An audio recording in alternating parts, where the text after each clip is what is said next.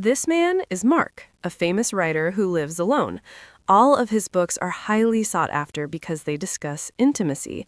Elsewhere, there's a woman named Justine, a nurse at a hospital. Justine and his best friend Sylvia work well together and are very professional. Justine himself is married to Eric, and they've been married for quite some time. Justine himself has strange habits. Not far from his house, he has a warehouse, and upon entering, Justine discovers a collection of animal parts. One time, Justine attended a book launch, and it happened to be Mark's work. The event was filled with women who admired Mark's writing. They were all amazed by his work. He even invited one of them to Mark's apartment to make out. However, Mark's method was somewhat unusual. They weren't in the same room. Mark had set up a recording device connected to each room. They were happily making out alone, each staring at their respective screens. This had long been Mark's habit. For years, he had never been truly intimate with anyone. A few days later, Mark accidentally ran into Justine. They became acquainted, and Mark would make Justine his next target. From then on, the two began spending more time together. They attended art exhibitions and did many other things together. However, their time together wasn't free. Justine had to go home quickly so Eric wouldn't become suspicious of him. Justine and Eric's relationship was virtually flawless. However, Justine slowly began to tire of Eric. As the days went by, Mark and Justine grew closer. They communicated frequently and even met. Eric also showed his attention to Justine, giving him a small surprise on his wife's birthday.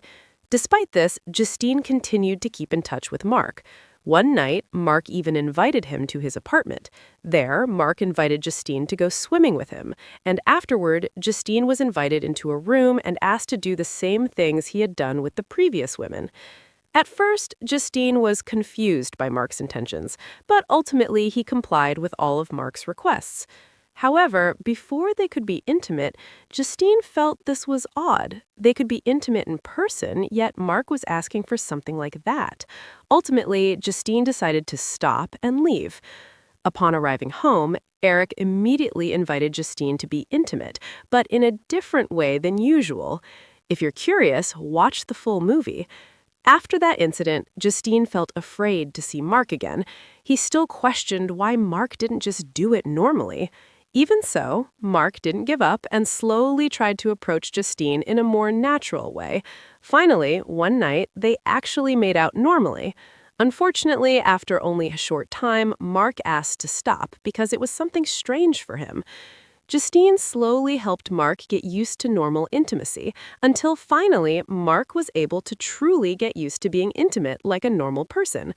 At the same time, Justine and Eric's relationship grew increasingly strained.